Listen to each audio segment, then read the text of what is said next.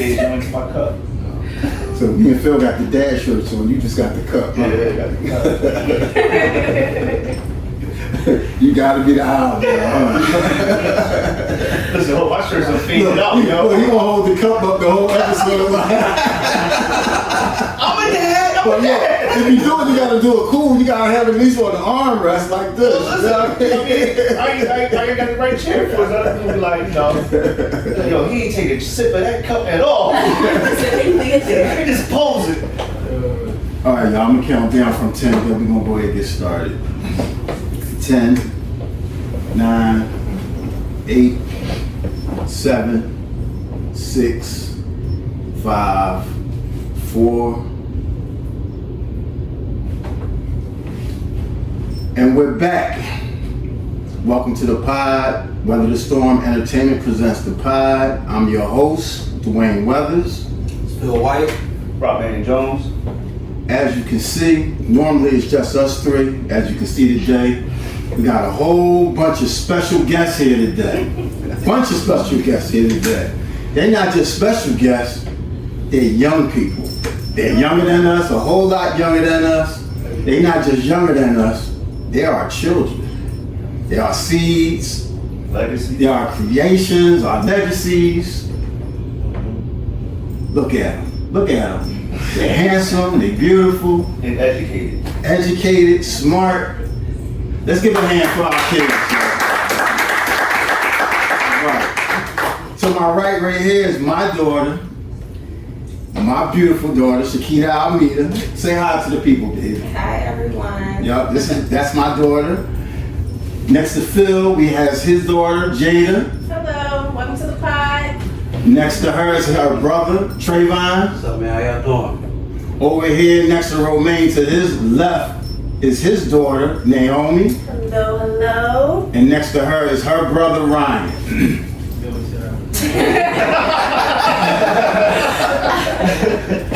Now, we brought the kids out here today because you know today is Father's Day.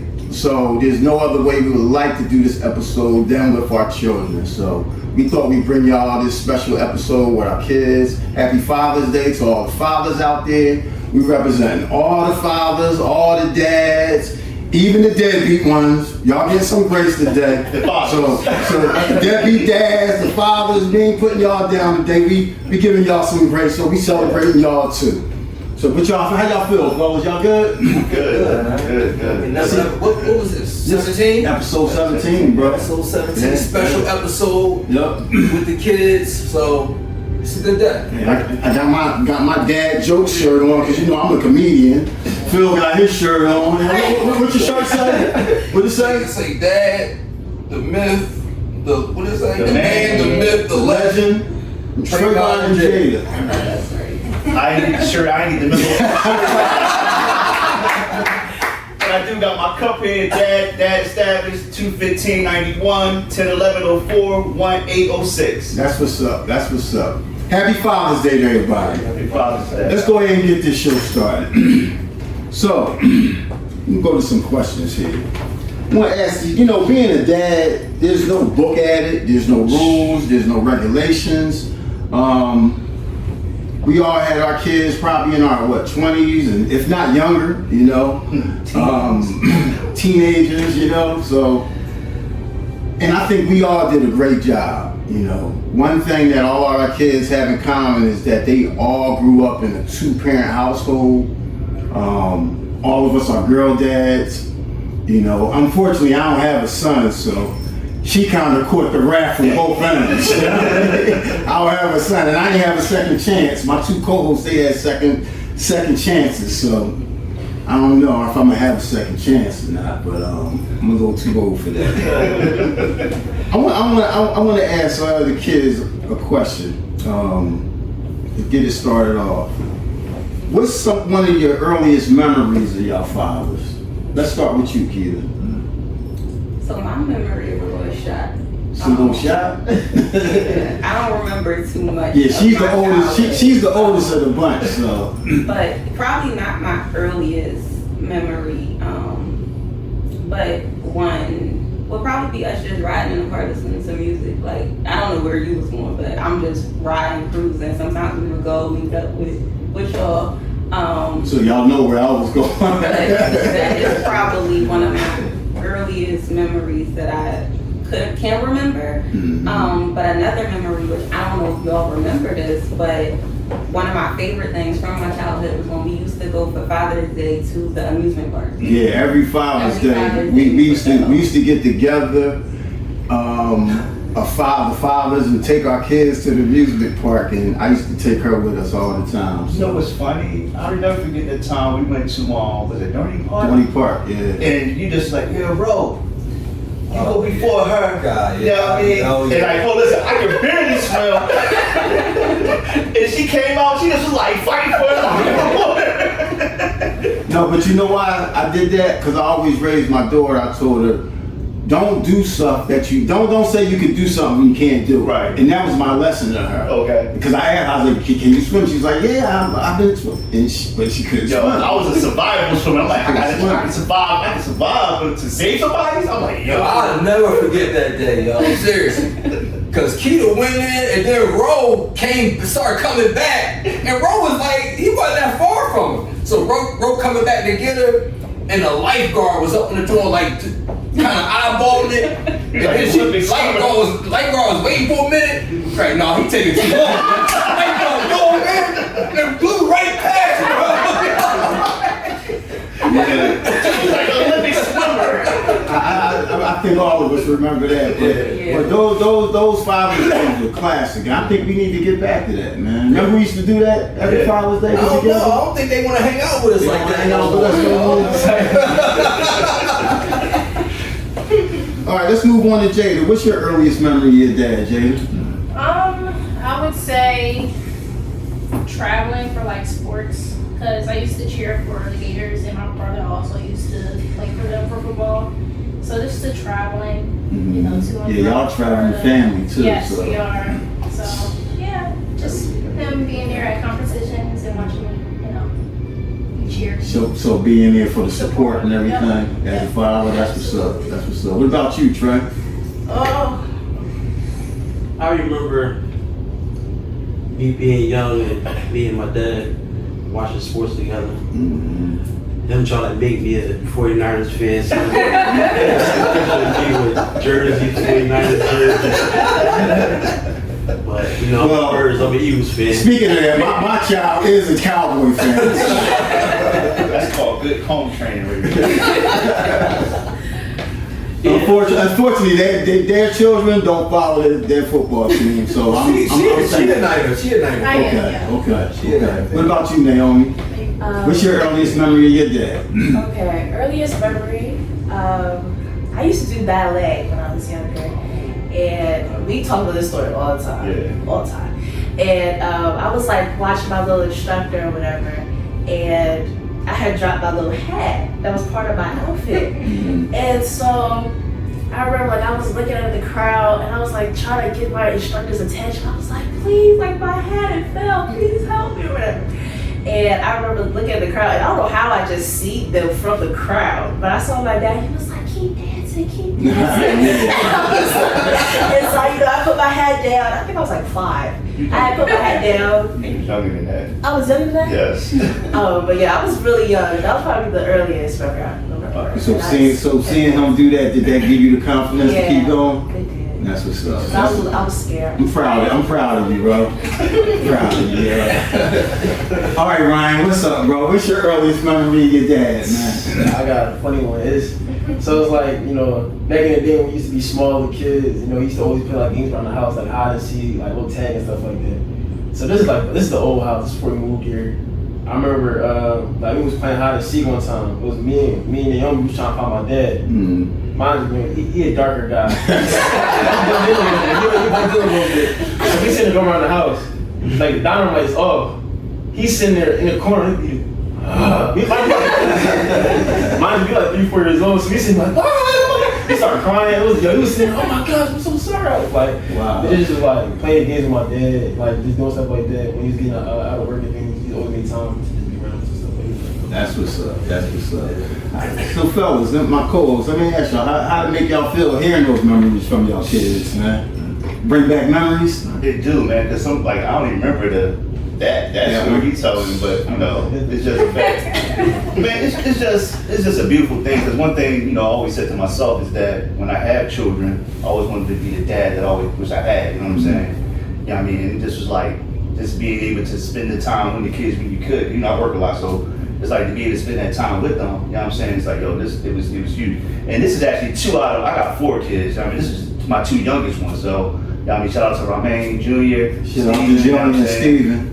Both of them down in the Florida areas, I believe. You know what I'm saying? But you know, but anyway, just like it's like raising them 2, and then coming behind and raising these 2 is different. You know what I mean? Because you going from being a child to a man. Right. You know what I mean? So it's like it's just a big difference. You know what I mean? But I appreciate the journey. You know what I mean? So.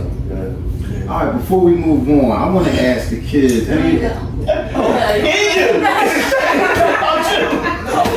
You know what? I'm so excited. I got all these kids here. You know what I mean? We back in dad mode. You know, I'm not even in vibe mode.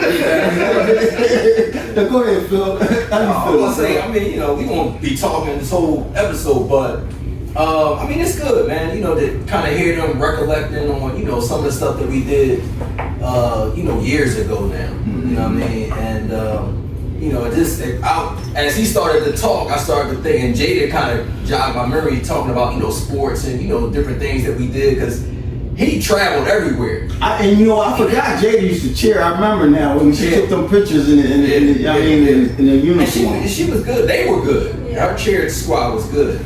You know what I mean? So, you know, just that whole era, you know what I mean, of him, you know what I mean, different stuff, and everybody, people that really know us till this day, you know what I mean, we talk about when he was like 9 years old, you know, they talking about, you know, because Trey always was big. Right. So, you know, like we had to do stuff for him to make weight, you know, you had like to make weight back then. So we'd be doing stuff so he could make weight, and they be like, yo, what you do? I'm like, no, this is him wanting him to make this weight, you know what I mean? Like, so they act like I'm, you know what I mean, like torturing him so he can make weight. You know what I mean? To this day, people were like, yeah, you still got him. We used to be in the car with the heat on, you know what I mean, a trash bag so he could sweat. They be like, I'm like, yeah, he made everything. Like, yo, you good? The coach used to be like, yo, you good? Y'all good? Y'all gonna be good? Cause you know we need Trey out there. I'm like, he gonna be good.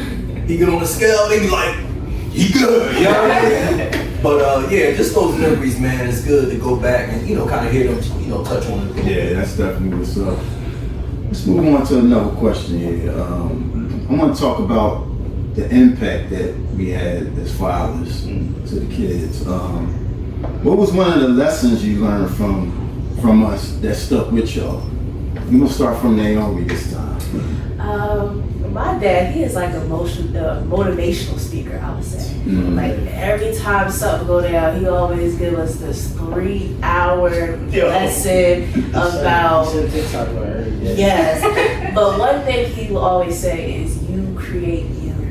And I think what made that stick with me is because I always had issues with like, I guess trying to like, live in my own skin, I guess. Like I always had issues just kind of maneuvering through the world and, you know, trying to understand everything. And one thing he always just said is like, you create you, like you write your own story. That's true. That's true. Yeah. Let's move on to Ryan, man. I want to say I had a conversation with my dad the day I just finished my freshman year at college. So I had a conversation with him the day I moved in. He was telling me, he was like, you know, I got my whole room set up, everything like that. Came out to the hallway, he was like from this point on, everything you do is a reflection of you as a man. So it's kind of just like making me think like more mature, understanding like every action has consequences. So just always move intentionally and understand like the world doesn't revolve around you, it doesn't wait for you either. So that's what's up. All right, Trey, you off the bat, bro. One of the things I remember and kept with me, you always used to tell me, your appearance and how you carry yourself is like the key to your success. So like when I used to go like job interviews, I used to dress any type of way, holding pants, jeans with a a t-shirt, sweatpants. He used to always tell me like, that's not gonna get you a good job. Trusting in how you carry yourself. So that stayed with me. So since then I've been dressing right. Dressing impressed. That's what's up.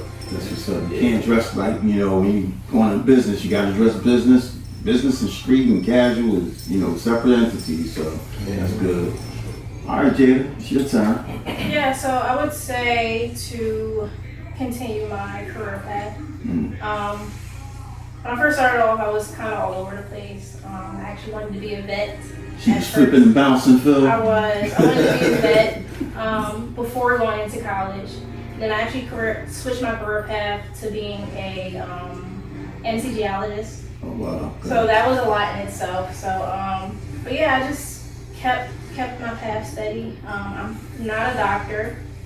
I actually switched my paths again, but it is towards like the same field. I'm still like a chemist. Okay. So I'm following Just trying to find out which Correct. where you want to be at in that realm of exactly. of chemistry. It's still science. I'm always going to be science based, but yeah. So follow my goals. All right, that's cool. Well, here we go, y'all. It's my turn. All right, daughter, you up to bat. Many lessons. But one that I think that I learned that stuck with me the most was one that I don't think you intentionally tried to teach me. So I don't know if y'all know, but my dad calls himself God. And so in his mind, he's God. And so as I'm, going throughout life, church, all the different things, I got to a point where I had to realize that I'm God too. So in the same sense that he was saying he was God, I had to realize that he's not saying he's God, but in the sense that he has control over his life. He creates his life. It's up to him how things go. So it's like heavily on manifestation, my spiritual journey, that I would go back to him saying that, like, I'm God. So now literally that's how I live my life. Like, if I want something to happen, it's going to happen because I said it's going to happen. The same way God created the world, I create my world. So I don't think you intentionally tried to teach me that, but just you saying that since I was young, when I went through my spiritual journey and my spiritual awakening, that is something that stuck with me. Wow, that's what's up. Those were some good answers from all the children. And I'm not God, y'all. So I know I get misunderstood when I say things, but the way she explained it, that's exactly how I meant it. And one day she sent me a screenshot on her phone, and it brought tears to my eyes. And I don't think she realized she did it. But in her phone, she doesn't have me listed as father, dad. She got me listed under God. For my name. And when I seen it, I was like, wow, I love you, daughter. I love all of y'all. That was some good answers. Let's give y'all some kids. That's what's up. All right, so I want to hear from them. Y'all got any questions for us? I have a question. You got a question, Naomi? Okay, this is for all fathers. Okay. What would you guys say you learned being a dad? Oh, wow. Let's start with you, bro. Wasn't being a dad? No, being a dad, what would you say you learned? Like, And not something just from life, but something from specifically being a father. Exactly. Something you might learn from us. Well, outside of just the maturity part, it's like, your children are a reflection of who you are, you know what I'm saying? So sometimes you get to see some things that you like about yourself and some things you don't like. He's like, man, this is in my kids. You know what I mean? So, man. That's a good one. That's a really good one. Cause I ain't never get, yeah, you should have sent that to me. I told y'all, we want to be the ones under the gun. I'm going to say patience, and not really expecting each child, like looking at each child for who they are. You know what I'm saying, as an individual. like, I mean, like you had the same parents, or you have, but the child themselves is like, it's different. You know what I mean? So I can't expect Naomi to be Ryan and Ryan to be Naomi, or Ramane to be Steven and Steven to be Naomi. So it's like it's not putting the same expectation with all of them. You know what I mean? Which is what helped me be a better father. You know what I'm saying? Mm-hmm. You know what I mean? And and be more patient. You know what I'm saying? Because you gotta be patient with each and every one of them. So you gotta deal with them wherever they're at in their life. Now to touch on that, I know we talked about in a previous episode, and I talk about it all the time. Like I said, y'all had second chances. I only had one chance. Right. Is that hard to deal with, having different kids and their personalities and raising them and not favoring one over the other and not making them feel like they're in competition with each other or getting more love than the other? No, because it's like, all right, I remember when I had all four of them in the house. And I'm talking like, They said, it was like I would have to sit in the car for about a half hour before I went in the house. Because just to decompress. Just to decompress. Because I had a teenager, a preteen, a toddler, and an infant. You know what I mean? And when I come in the house, my wife be like, you're home, cool, it's on you now. You know what I mean? So now it's like, now I gotta sit there and deal with the infant, the toddler, the preteen, the teenager, and they're all at different places. You know what I mean? The teenager's trying to elevate to adulthood. The preteen trying to get to the teen. They just trying to learn how to walk and understand what's going on in the world they're in right now. You know what I mean? So it was tough. I ain't gonna hold you. It was tough. I'm not gonna say it was sweet, because it was tough. You know what I'm saying? It's like, dang. Because me myself, I'm having an emotional roller coaster. You know what I mean? I'm going to ups and downs. You know what I mean? So it's a great hat to wear, but I mean, it wasn't I ain't gonna say it was the sweetest journey. Right. You know what I'm saying? Right. I ain't gonna say it's the sweetest journey. Perfect. Yeah, I mean, for me, one of the things I learned was that my parents knew a lot more than I thought they did when I was a child. Seriously. Because, like when you're young, it's like, and I was the same way. When you're young, it's like your parents are trying to do everything, you know what I mean? They ain't trying to let me, you know what I mean, be me. They ain't trying to let me live. You know what I mean? They're trying to path the perfect life. Right. You know what I mean? Like, because they made the mistakes. They don't want you to make the same But you don't see that when you're that age. Yeah. So, I'm like, and it's going in one ear, coming out the other. So I thought, but as I, started having my own kids, I started realizing, like, wow, you know what I mean? Like, that was 100% factual that they was giving me back there. And I seen it once I started parenting myself. You know what I mean? So that was one of the main ahas for me, and I try to pass that on to them. You know what I mean? Because I know they going through the same thing that we all went through. Like, come on, your mom and dad, you just hating on me. You know what I mean? You don't want me to be great. You know what I mean? Let me go out here. Let me just do.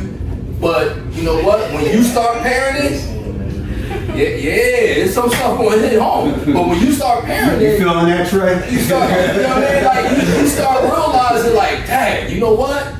I remember having these same conversations, you know what I mean, back when I was trying to rip and do everything. So that was one of the main things. But I mean, these two, they totally different. And I kind of being a coach, you know what I mean, growing up, I got a snapshot before I really had to parent them, when they was toddlers, before I had to parent them, that you can be talking to kids, they all the same age, but they all different. Right. So you gotta learn how to, be able to relate to them and reach them, in different ways in order to get your message across. And it's the same thing when you got kids, different ages. Even if they're the same, they can be twins and be totally different. You know what I mean? So, that's one thing that you learn as a father, as a parent. Like, okay, I know how to talk to this person because that's the demeanor that they have. All right, this person I might gotta put them in the headlock because I know that's the only way that it's gonna get across. So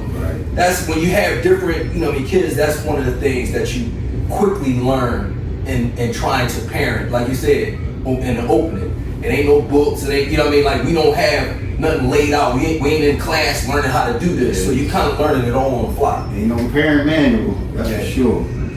Well, for myself, the one thing I've learned as being a father is you have to watch what you tell your kids. You have to watch what you're doing around them, because they listening and they watching everything you do, and they want to be a reflection of you. So, and I learned that because I used to tell my daughter so much when she was young. You know, do this. I try to instill a lot of good values and morals in her, and I never forget this to the day. And this is when I knew you got to be careful what you do, what you tell your kids, and what you do around them. I always told her, you know, in school or anywhere, if you get in a situation, you argue with somebody, to keep them an arm's length away from you. Right. You know, you can stay there, but past that line, you can say what you want. But once you pass that line, I said, if somebody ever passed that line,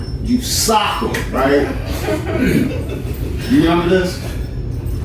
So I think she might have been in like maybe, what grade she was at? Maybe 4th or 5th grade. So we get a call from the school.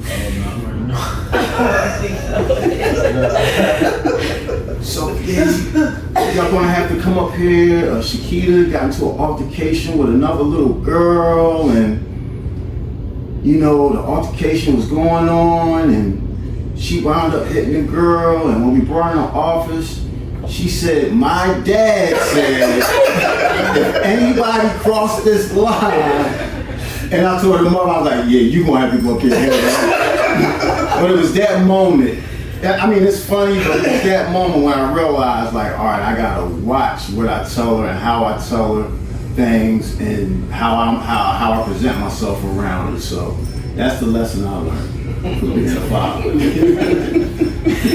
Yeah, so all right, Ryan, what's your question for us, man? I ain't have a question at the time, but I'm just like, it was more so just like, what impact did your kids have? Like, what lesson did you? I was just more so with my sister. Pretty much off your sister. All right, Trey, you got something, Trey?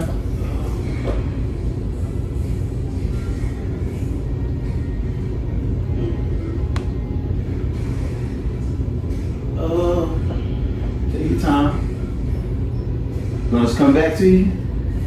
I got it. What lessons did you learn from your father that you brought into our life? Oh wow, that's a great one. That's a real good one. That's a real good one. Well, to be all the way honest, and Ro kind of touched on it. And before you move on, God bless Mr. Phil. Rest in peace. R.I.P. Yeah. One of the it's a few things, but I'm gonna start with this. Oh, I know y'all wasn't as close as me and you were. Right. So, and to that point, like the father that I became was, to Ro touched on, is because of the relationship that I didn't have with my father. I said to myself, I think all of us had that in common. right, we do. I said to myself that I'm going to do it different. I'm going to be the father that I wish that he had been to me growing up. So that's one lesson. So some of the stuff that they got was because I was going to be an exact opposite of how me and my father's relationship was. You know what I mean? So, but with that said, I mean, one of the things that I know that I have and my mom tells me all the time, that I got from my father, is just his thought process. Mm-hmm. You know what I mean? So, like, he was a thinker as well. Yeah, Mr. Phil, definitely. You know what I mean? He's a go-getter. Yeah, so I that entrepreneurial, spirit, to go out there and just create for yourself, is something that I, gave to them. Like, you can go out here and make anything happen. And they see me do it. Like coming up when, their mom always had a 9 to 5. So school trips, doctor's appointments, that was me. Because I control my own schedule. So I can, like I didn't have to get permission. I got permission when I was brushing my teeth every morning. So I know, that I was gonna be able to take them and, you know, do things. So I was that dad, you know what I mean? So that's one of the things that I tried to, you know what I mean, pass off to them. You know what I mean? Like you can always go out here and get it, you know what I mean, on your own, if that's what you want to do. Absolutely, absolutely. And let's move on to you, bro. Touch on Trayvon's question. I know me and you pretty much got similar situations with that, but let's touch on it. Man. Yeah, let's talk about it. I'll say this: it's like I didn't get anything from my dad as far as but to be a dad. You know what I'm saying? I might have seen my dad a few times in my life. You know what I mean? But one thing I will say is this: is like my father passed away when I was young, but it's like he still, from a distance, looked out. You know what I'm saying? So when he passed away, I started getting Social Security checks. You know what I'm saying? So I'm like, okay, so he at least took the time to say, okay, you know what, I'm not spending that time with my son, but let me at least put some stuff to the side so if something was to happen, he can still benefit from it, you know what I'm saying? So I will say, you know, that being a provider, if I had to say something, be a provider. Make sure you provide for your children.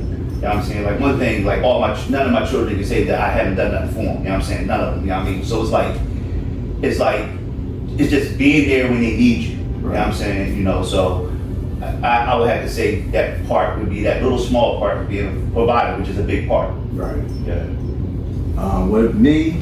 What I got from my dad, unfortunately, I never knew my dad, never seen him, don't know his name.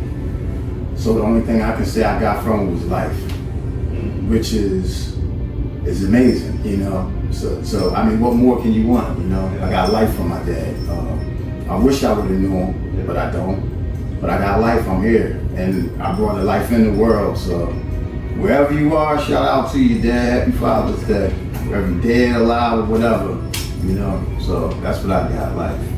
Yep. And I'm gonna circle back around because I gotta give a shout out to my pop, Floyd. You know what I'm saying? Like he was the father. He became my father. You know what I'm saying? So he showed me how to work. You know what I'm saying? And making sure that you take care of your family. Like I was able to see him get up every day. He get up at 7 in the morning, come home 1 o'clock in the morning, every day. You know what I'm saying? So and mind you, we're talking about a 94-year-old man that's sharp as a tack right now. To this day, yeah. So he definitely he showed me work ethics. You know what I'm saying? You know, as well as he had the 9 to 5 and the entrepreneur. So it's like I kind of learned both from him. You know what I'm saying? Okay, how the 9 to 5 works versus the entrepreneur.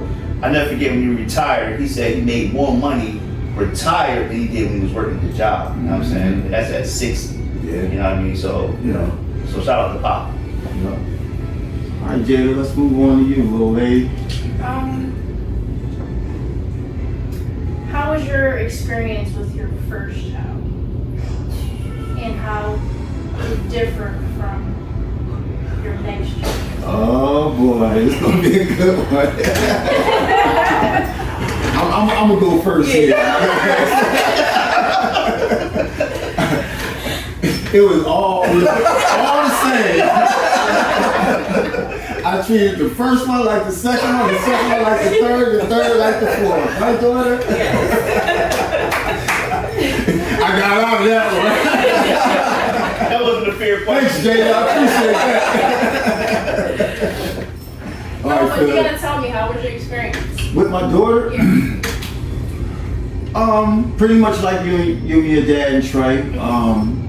Her mom was working a 9 to 5. I was the entrepreneur, so I was the one taking her to the doctor's appointments. And, you know, they used to think I was a single dad. You know, when she popped out, you know, I was holding her mom's hand, but as soon as she popped out, oh man, I let that hand go out.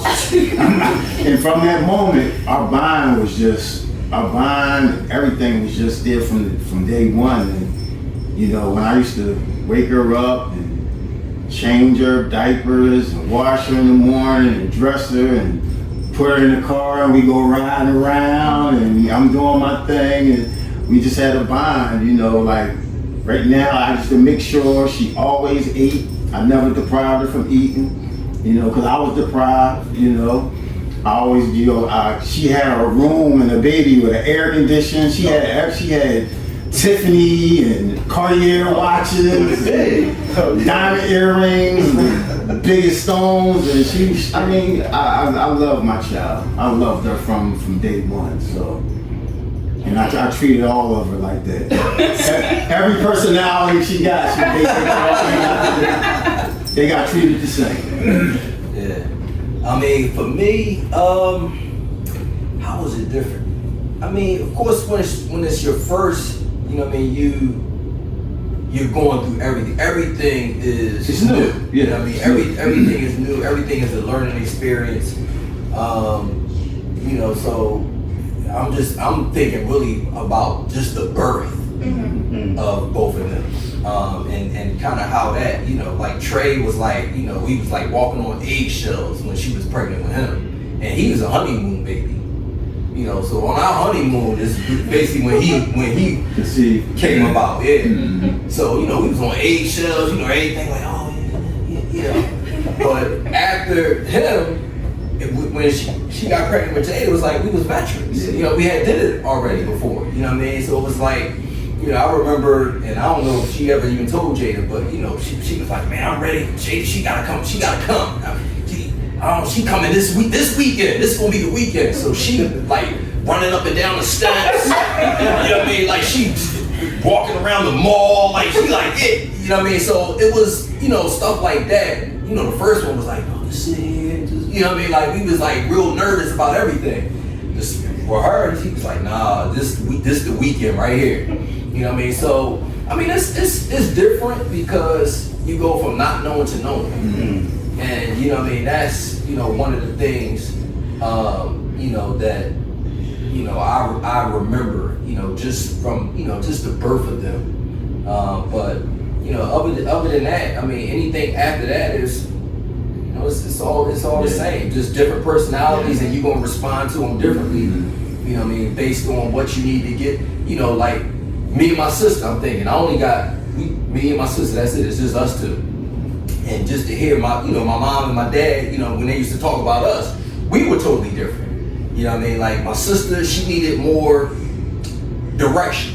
You know what I mean? Like she wanted to stray, you know, more than I did it. You know, like I was, you know, and I look at his kids. His kids is the same way right now. Like one of them, like, nah, we want to go left. And the other one, if you say, no, this is what I need you to do, he more inclined to, you know, follow that. You know what I mean? So, and I think they, you know, we had some of them saying, you know, differences. Trey, you know, he always was, you know, the one that just he wanna go here, he wanna do this, you know what I mean? Like he never could stay focused on, you know, if you tell her something, it was like, all right, this what I gotta do.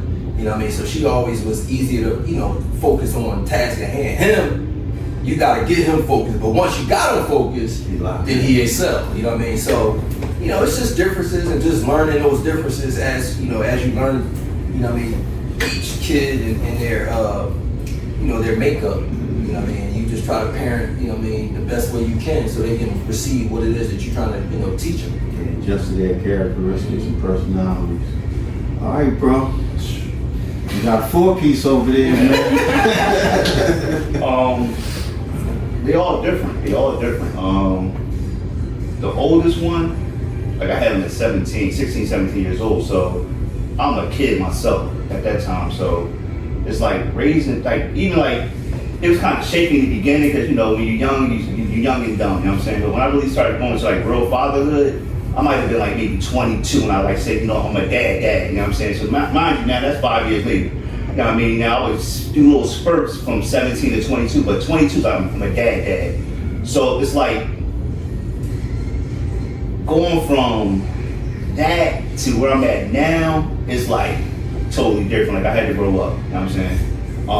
You know, and it's like that manhood, you know what I'm saying, had to kick in. You know what I'm saying? Where it's like, you know what? And I never forget, one day I was tripping. And I went to go get my oldest son. This is before they weren't even around.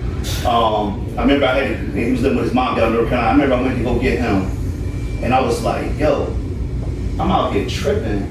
And I got somebody that's dependent on me. You know what I'm saying? You know what I mean? So right then and there, I had to change everything about what I was doing. You know what I'm saying? Because it's like, that's why I said become a man. Now it's like, you know what? there's somebody that's younger than you, that's your child, that's dependent on you. You know what I mean? And so with that, it's like I had to put on a different hat. So he taught me how to become a father. Now, by the time they came, I already knew what being a father was. You know what I'm saying? Now, boys was sweet. You know what I mean? Because, I had Ramane, had Steven, so like I understand boys. You know what I'm saying? But when I had Naomi, it changed everything. You know what I mean? Because now she's a girl. So I can't be all raw with her. Now initially I started off raw with her, and then I realized like, look, she's actually more aggressive than the boys was.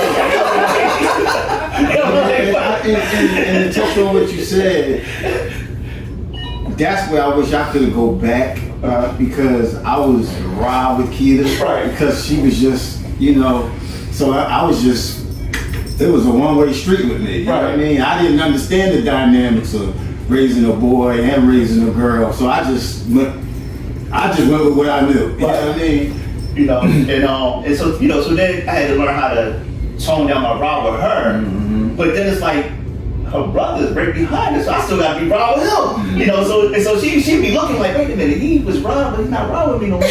He raw with him. So then it's like, and I think at that time, because they were so close together in age, she couldn't understand, like, well, Dad, like, why he not as aggressive with me? And she'll come in and she'll jump on my back. I'm like, no, you can't jump on my back, baby. So one, I had to learn how to be sensitive to her, but yet be masculine to her as well. You know what I'm saying? You know what I mean? And of course I'm gonna be masculine with him all day. You know what I mean? So sometimes we'll joke and be like, hey, you know what? You gotta tap into your feminine side. You know what I mean? Right. You know what I mean? She like, no, I want to be masculine. Like if you weak, she won't. Like, no, you weak, you can't get a weak man around her. Because she's like, no, I'm not used to being around weak men. And I think all of our daughters got that alpha in them. Yeah. That sort of alpha in them, just because of us as fathers. You know what I mean? We don't got no weak girls. I'm gonna speak on that though, because that's something that I had to learn throughout life. And y'all probably get bigger. But because of the way my dad raised me, it created issues for me. So he had moved, I think he was in either Houston or Texas, Florida. He had moved away.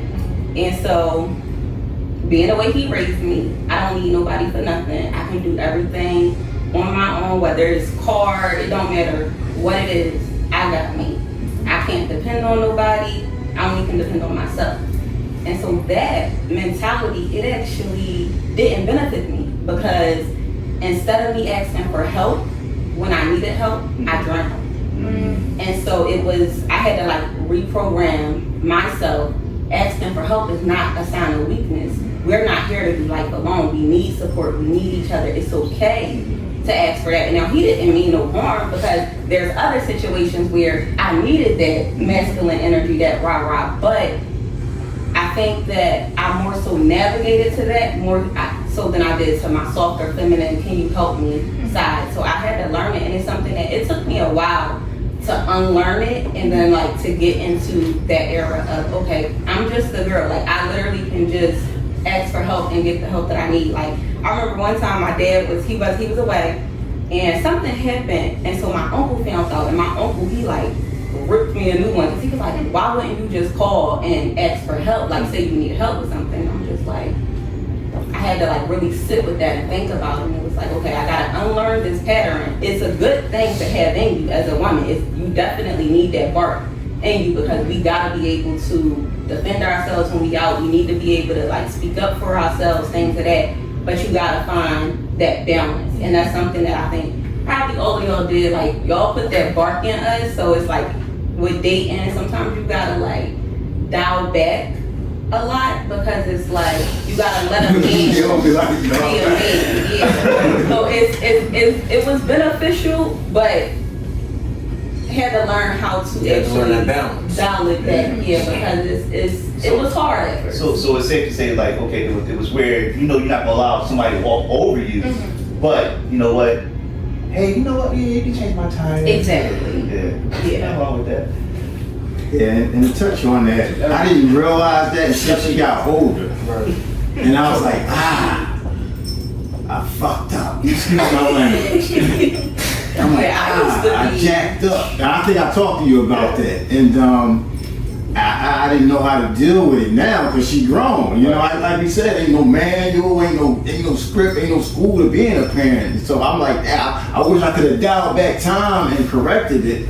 But I'm glad she came into herself and realized it herself, because there's a lot of women out there that's going through that don't realize that don't know, hey, I gotta tap into my feminine side, I gotta tone down and, you know, do this, that, and the third to be a woman and let a man be a man sometimes. So I'm glad you overcame that, child. and I'm sorry. I'm sorry. No, it's fine, because I think that drive, that masculine energy is definitely, you gotta have it, because it helps me in business, it helps me in life to get to the areas that I needed to get to, because I knew I could do it. Like, I knew at the end of the day I had it in me to get it done. So it's definitely good traits to have. It's just finding the balance between learning how to be that chameleon. You know what I mean? Like, I want to hear what Naomi got to say. She's over there making quite a few faces and everything. You going through something similar to that, Naomi? I mean, I'm in the process of learning. I haven't gotten to the part where I overcame it. I'm still kind of dealing with the whole asking for help, you know, kind of being softer, you know, because I'm ready to, you know, I'll be ready to go, you know. But yeah, I'm still in the process, in the beginning stages, actually. What about you, Jada? I believe I have that balance. Okay. I ask for help. Gotcha. I will say I ask for help when I need it. But if I can do it myself, I will, before asking anybody. So that's good. Yeah. That's really good. Asking for help, I think that was probably the biggest struggle for me to get over it, was like actually being like, okay, you need help. Now, was that more so like, okay, of course you can ask your parent anything, you know what I'm saying? But when you talk about as far as asking someone outside of your parent? For me, it was, okay, so I kind of came out of college with a business. So I was making money, I had my own apartment, fresh out of college, like didn't go back home. So it was like, once I took that step, it was nobody. Like, I didn't want to ask anybody for anything, because I felt like I needed to stand on my own 2 feet. So I didn't care what it was. Like, something with my car, I would go on YouTube, figure it out, try to change my own light bulb. And it was like, why am I getting my hands dirty? Like, now when I look back, I'm like, why am I getting my hands dirty? Like, yeah, my dad not here. I got cousins, I got uncles, I got all these people that I could call and ask. But you got a problem with calling and asking for help. Like, so it was for me, it was anybody. Like, I didn't want to ask my dad for anything. I didn't want to ask my mom for nothing, because it's like, all right, they did their part. Now, he done gave you everything that you need to be successful as an adult, but you want to ask him for something. Well, you got it. Yeah, that's interesting. You know what I mean? How, you know, how she kind of formulated that and how she was moving with it. And I'm just thinking about this one here. She will ask for help, but I'm the only one she won't ask for help. Seriously, if something going left, Dad, you know what, Dad, you know what? So, you know what I mean? Like, it's, I don't think she ain't just asking anybody for help. I don't know, you know what I mean, her stance on that. But because I know she's, you know, she's self-made, you know what I mean, herself, and like it gotta be hitting the fan for her to ask me, you know what I mean, for help. But when she calling, she ain't calling her mom, she calling me. She's like, Dad, you know what I mean, this is what I need. So that's interesting. So you know when she make that call, you know it's serious. Yeah, you know it's real. Yeah. That's when that George Jetson come out. You gotta pull out the wallet. Let's lighten it up a little bit, y'all. Let's talk about some funny and embarrassing moments here. I want to know what's the most embarrassing thing your dad did in public. Peter? Anything? See, that's hard for me, because in my eyes, I had the coolest dad ever, so it was nothing that he did that embarrassed me. Like, literally everything he did to me was cool. Like, I had my dad on a pedestal. Like, he was literally, you know, the coolest dad. So I can't really think of anything embarrassing. I think Funny would probably be, this might go over your head, y'all might be a little too young, but the Austin Powers movie had just came out, and we was on vacation, and we at the top of the roller coaster. And mind you, at the time, I think it was like one of the tallest roller coasters on the East Coast, so we at the top of the roller coaster. And this man is just yelling out lines from the Austin Powers movie. Like, I got my mojo bag, and baby, all this stuff at the top of, the roller coaster. I'm sitting here scared, my cousin next to me, she's scared, and it was just like, that's a funny, memory that I can remember, but nothing embarrassing. Yeah, he was pretty cool. Yeah, I never put her in a compromising situation where she would be embarrassed. I would never let her mother do it either. No, we not embarrassing my baby. No, no matter, even if she was wrong. Like I always told her, if you do something wrong out here, you better come tell me the truth. So we established a bond very, very early. Very, very early. We wasn't lying and nothing. When I would do something, I would call him, Dad, so my mom. Like I remember when I first went to college, I started getting speeding tickets. I would call him, Dad, I got a ticket. Or when I was even younger, I didn't feel like washing the dishes. Me and my mom still laugh about this to this day. I wouldn't feel like washing the dishes, so I was like, Dad. He was like, all right, I got it. Then he wouldn't do the dishes, so then she's still mad, but at least it wasn't him. Right. So yeah, he definitely, anything that would come up pretty much that, like, any issues I had no issues with talking to my dad. And I find a lot of girls don't have that, where they can like go to their dad and they can talk, so yeah. I'm the one that had the birds and bees talk with her. Yeah. All right, Jada, what's up with you? Most embarrassing moment you see your dad in public. And funny though. And funny. I'll be honest, I don't have a most embarrassing moment. See, we good fathers. We don't put our kids in those situations. You know what I mean? Like, you know this.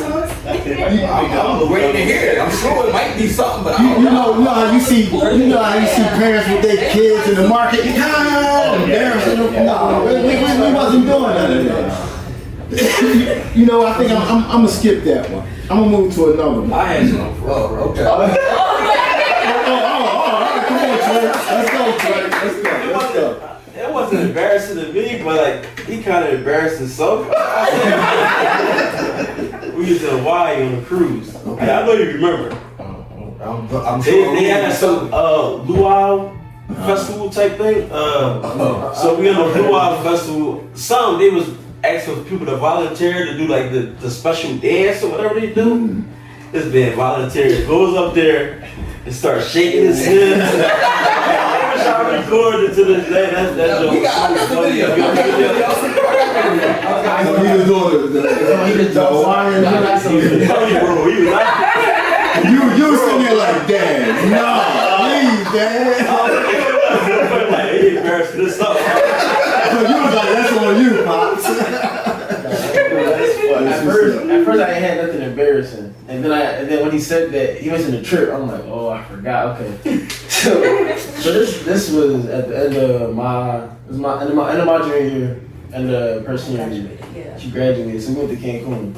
This nice resort, you know what I'm saying? Mind you, at this point, I was taking Spanish throughout high school, so my Spanish was good to an extent. So one thing about my dad, he gonna always, wherever he go, he gonna try and like get overly invested in the culture, like super invested in the culture. He asked me a couple words me in Spanish. I told him he gonna talk to the waiter. He gonna say the whole sentence in Spanish. Then the waiter come back to him in Spanish. He like, oh. He said, wait a minute, I get it, man. He said, oh. And I remember one time my mom called me. She had called, like, just checking in because he was like, just heard my dad.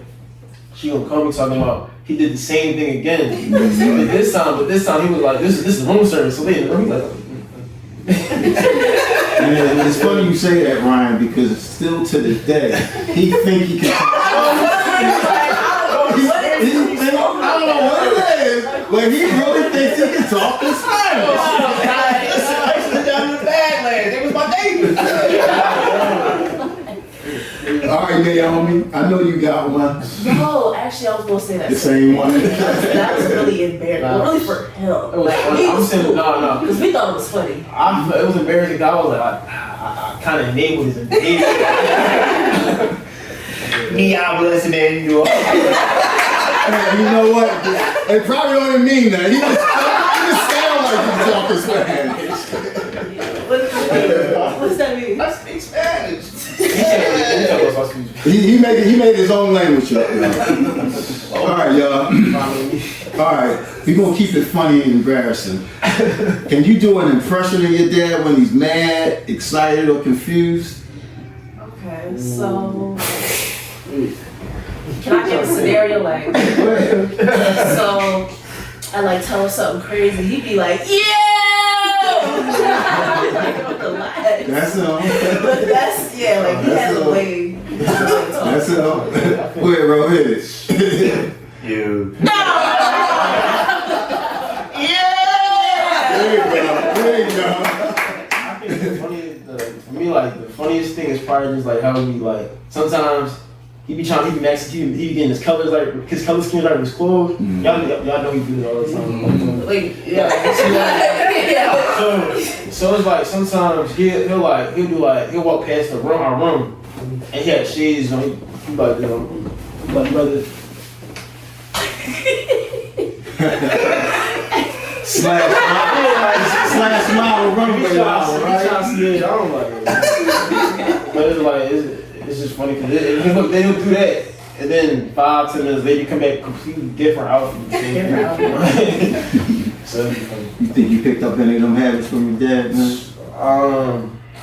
Nah. Oh, that's who got it. All right, Trey. Embarrassing. I mean, can you do an impression of your dad when you're bad, excited, or confused? I don't really know, because he don't be having really time for us no more. Like now he be like, he just be like, y'all are. There you go. I was waiting for that to come out. I know one of y'all was gonna say that. What about you, Jay? The same thing, pretty much. Same thing. Yeah. Nailed it on the head. All right, daughter. What about you? No. Just don't make me mad, because then we act just like. What? You like him? It's bad. It's The bad. only thing he doing, he confused. Like you say something, he just like he's listening and then he just snapping it. He just like. Yeah, I know that. I know that movie. Yeah. That's probably the funniest thing, though, for sure. All right, here we go, y'all. I don't even need to ask this, but I'm gonna ask it. Is there a dad joke or phrase that he always says? Oh, wow. You got this one. I have one. Go ahead, Jada. So when he's hungry Mm-hmm. and he haven't eaten in a couple hours, he'd be like, "Yo, my stomach touching my back." You do say that too. Yeah, everybody know that. Mm-hmm. If I say that, it's serious. Yeah, homie Ryan. I'm like, it's so many things he says like on a daily basis. I think, like, I know he hungry, not even hungry, but it's like one of us would be like, he come downstairs like little midnight snacks and stuff like that. So it's like he be downstairs, he pop out of sleep, he be like, "Give me some of the snacks," like stuff like that. But it's like if I was to give a list of a whole bunch of things he said, I'd probably be here for like 5 hours. Yeah. What about you, daughter? This one is probably, I don't know if you still say this, but you used to say it all the time when I was younger. So like he'll be on the phone with y'all, and then when y'all used to be about to get off the phone, he used to be like, "One." So that's something issue. And for all those people out there that I talk to, when I say one, you ain't supposed to say one back, you're supposed to say two. Because when I'm saying one, that means one love, and you're supposed to say two, that means I love you too. Okay. But a lot of people say one back. Yeah. Oh, listen, he just put me down. That's why I had to do it. That's why I had to do He it. been saying one for decades. I'm like, hey, one back. I'm like, two. Okay, now I got it. But you know, I'm surprised none of y'all said. Don't go ahead. I'm gonna let you go ahead and do it. I'm surprised none of y'all said I said He said Okay. I said, Yeah, you didn't talk like that though. You like, Definitely. no. now I know y'all hear us say that word a lot. This is It's kind of like John. You know what I mean? Phil, break down the yo. Because I think you're the originator that started that word. You know? Yeah, I didn't start it, but it definitely started, you know what I mean, with our little group.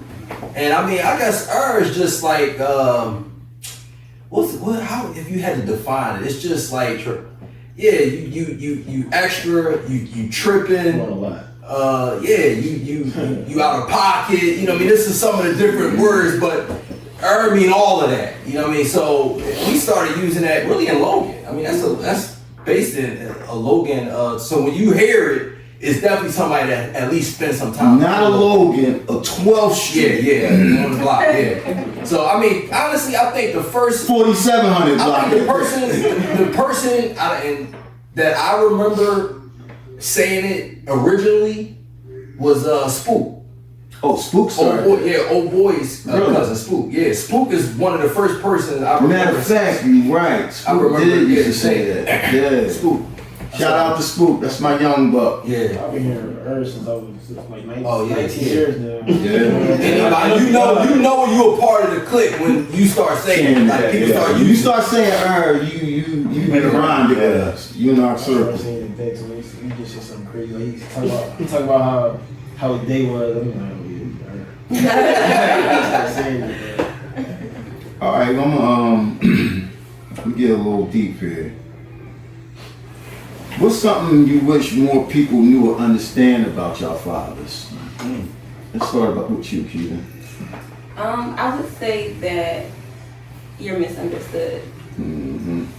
A lot of times, I'm not gonna say you have an acquired taste, but you have some ways about you that can be misconstrued, misunderstood, and I think that like if people actually take time to actually get to know you, then they'll better understand why you are the way that you are. But I wish that like people can actually know that you misunderstood most of the time, but you actually have a really good heart, really loving, and caring. But a lot of times, you can be misunderstood.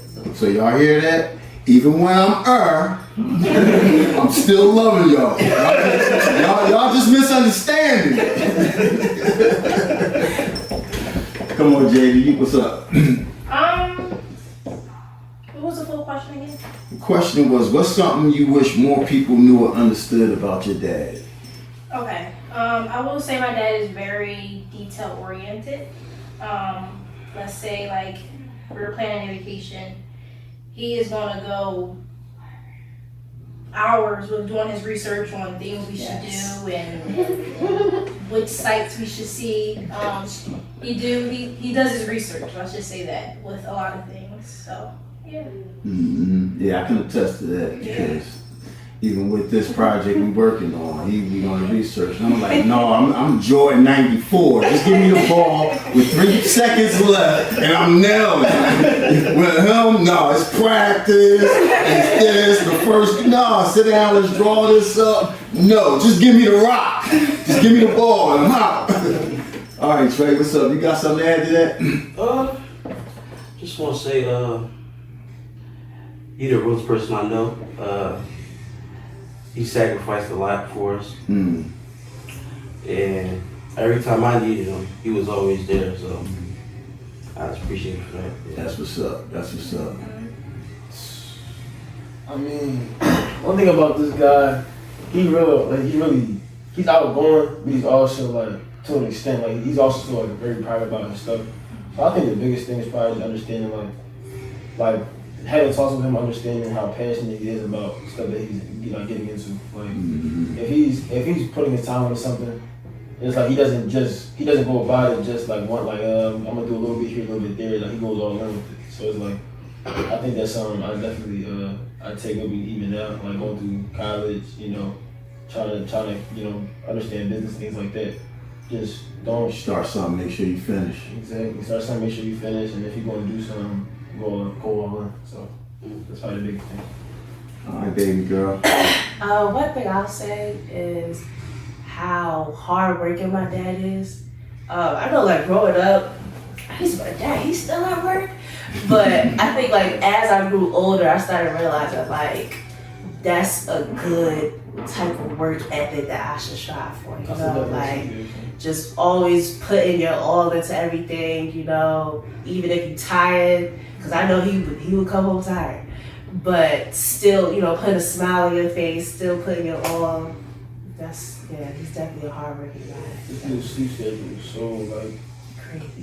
it's not even backwards. It's just like, I don't know how to explain it. Cause it's like he'll come in. Say he had a long day. Come in at like 11. I'm gonna say 11 on the general day. 11. He's up. When I leave, I remember I leave for school and stuff. He be up. I'm like, you just came in at home. I'm leaving at 6 o'clock. Like, we got up at 6 o'clock. I'm like, okay. I come home. And it's like he's just going to sleep. And it's like I see a laptop next to him, so I'm in bed. I'm like, okay. Talking about him sleeping, how do y'all deal with his snoring? Huh?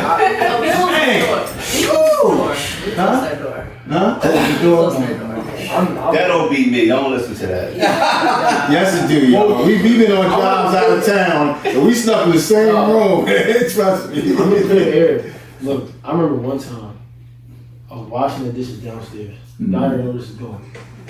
So his room, like their room, kind of like right above the kitchen, like right above the dining room. You want your commercial right there? So it's like I'm doing the dishes. That's an embarrassment moment. What are you talking about? Had my headphones in, and then that's not a vibration. I ain't gonna do that. But it was just like I'm like, yo, I'm sitting there. I'm like, yo, my mom ain't lead her brother go sit my couch or something. That's what's up. All right, we gonna I'm gonna start over here with Trayvon and Jada. Do you think we changed since y'all were kids, and how so? If so, What you mean by that then? Like, since y'all were kids, do you think your dad changed in any way? And if so, how? I think yeah. He gives me like more freedom because I'm an adult now. More freedom to do stuff on my own, figure it out on my own. We talk more about just like adult life. Y'all more like friends than parent, father and son. You know? So y'all relationship pretty much changed a little bit. Yeah. That's what's up. What about you, Jay?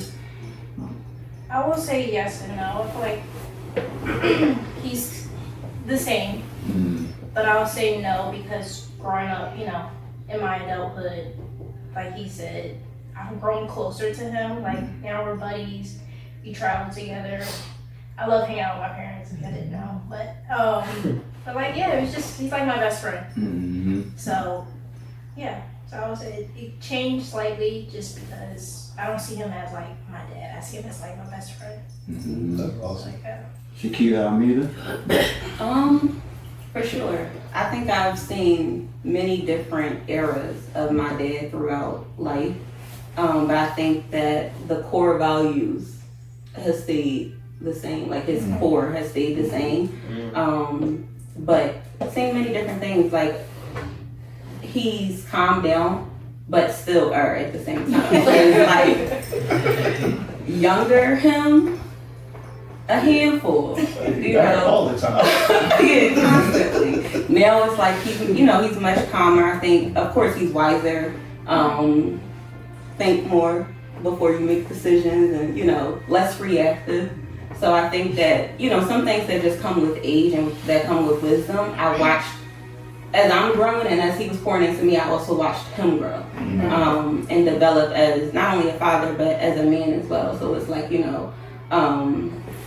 that's definitely, but the core values, I feel like they're still the same. His principles that he stands on, still the same man from back then. Just a better, wiser, stronger man. Don't y'all love hearing our kids talk? This is a beautiful thing, man. This is beautiful. We're gonna swing over there to Naomi.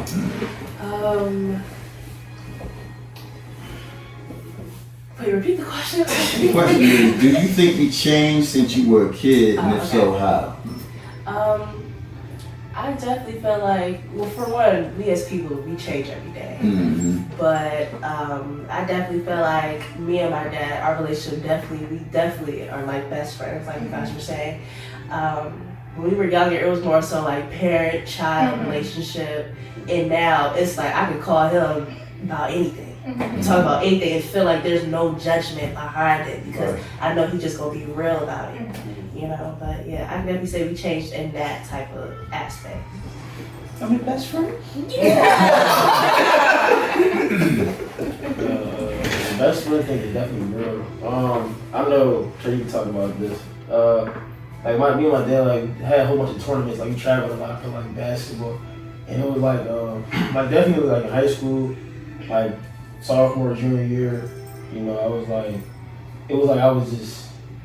I don't know. It was just like we kind of always going back and forth. Like I had a bad game. It was like one day it's here, one day it's here. And it's like growing older. It's like more like you kind of stay on we kind of stay on level ground. You know, I always like being like my first year away from home. It was just like I was always talking to him. Like I had no problem being like open and like vulnerable. And it was like no judgment like my sister talking about. So it was like I had no problem calling my dad, being like it was like. I just wanted to say I miss you, I love you, you feel me, all that type of stuff. It was the same reciprocation right back. So it just was like kind of going into myself. I kind of realized, you know, like my dad is always be here regardless of what ups and downs we got. So. It's funny, you know, all the kids pretty much kind of said things similar, and it just seemed like as generations move on, parenting changes. Like, you know, when we grew up, we were scared to go to our parents and tell them stuff, you know what I mean? Now, you know, it's like our kids, as y'all can see, they like, my parents, my best friends. They can come to us they can go to them for anything. So that's a good thing. And I think it's kind of a bad thing in today's climate because as you can see with a lot of the stuff going on with the YNs and the kids and stuff, it's like the parents, they honor that, you know what I mean? It's no discipline, you know what I mean? They don't put those morals and ethics in their children. You know, whereas though when we grew up, we was disciplined. It's like we wasn't going to tell our parents nothing. Like, no. You get disciplined by your neighbors. Exactly. You grew up. The teacher, everything. But now these days, don't touch my kid. And it's too much friendship. You know what I mean? And the difference of what you're saying is there's a time for that to happen. As you know, what I mean, like when you a kid, it should be like this because I gotta parent you. But as you get older into an adulthood, now we can be more friends. But now, to what you're saying, Wayne, is parents now they doing it to their kids. You're doing it too early. You can't have that type of relationship at that age. And I think that's where, you know, why these YNs running around here wild. I think for me, my parents was my best friends when I was young, but it was a certain line that I knew not to cross. Like I could go to them with literally anything, you know. As young, it didn't take like for me to get older for that to happen, but it was always a certain line that I wasn't going to cross because at the end of the day, they not my little friend. You know what I mean? So it's like I'm never going to get to a point where I'm being disrespectful to them, but. That I definitely agree. I think that nowadays that friendship, wanting to be your child friend, wanting to be accepted by your child, it's kind of going a little bit too far because, like you said, the discipline is not there, the lack of respect. These kids is really just wilding out because parents are not being parents. They want to be more of a friend than a parent. But I think that you gotta find that proper balance because you want to have it open where your kids can come talk to you about anything. But at the same time, they gotta know, don't play with me. Like it was times, my dad, I didn't even want my dad to raise his voice. He never had to beat me, hit me, none of that. All he had to do was raise his voice. I'm crying, it's a problem. Like my mom, it's certain things I'm not gonna play with because I got that respect for my parents. And I think that's where a lot of these parents are going wrong. When their kids don't have respect for them, there's no fear. So if it's like, you know, back in the day, I'm gonna call your mom. Okay, well let me straighten up. I'm gonna call your dad. Let me stop. Now call her. She won't come up here and cuss you out. That's how it is. All right, we're gonna swing it back over to the kids. See if y'all got any questions for us. Any of y'all got any questions for us? I have 2 questions. We'll start with the first one. Throughout the whole parenting journey, from start to now, as you like rewind it in your mind, what would you say was the most challenging part, whether it's overall or with individual kids, and then how did you get over that challenge? All right, the most challenging part for me is you getting older and creating that relationship, with you as an adult. That's been the most challenging part with me, because where you being my only child, I always see you as a baby and my little girl, and it's just been so hard for me to just let that go because she is my only child, and I'm trying to deal with it now. I'm still trying to deal with it, but it's hard to let that go. When you have your child, when she comes out the womb and you right there, and it's like that bond, and the bond that I had with her from when she was, it was just so special. And I know, she's grown and this, that, and the third, but it's just hard for me to just really accept that, you know what I mean? So I'm still dealing with that, daughter. I know. Like, I won't, you can't drink around me, you can't, all that adult stuff, no, we not having that. I'm not your friend, I'm still your daddy, you still my little girl, you know what I mean? Even though it happens, but internally, that's still how I feel. So I'm still dealing with that. I don't think I'm never gonna get over it though. For me, it's honestly, the toughest part is now that they're, adults and they're, in relationships, it's me watching, how their relationships is. And I say that because, like, I automatically, for those that don't know, my wife and I, we'll be married 31 years in December. So we've had a long, successful relationship. And as a parent, like you said, you so protective of your kids. I want the best for them, especially in a relationship. Because I know a relationship can take you either way. It can enhance you like it did for me. The reason I became the person I became, and because we all know in this room, we was on another path. Yeah. You know what I'm saying? But the reason I became the man that I am today is because I had a family.